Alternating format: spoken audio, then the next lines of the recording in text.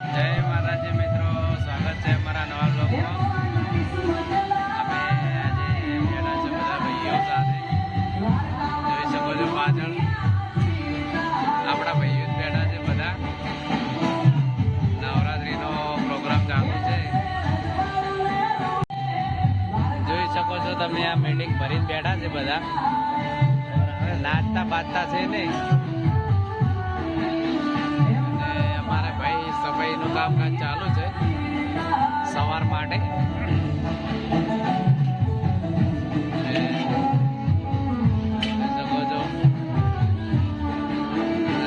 માતાજીનું મંદિર છે.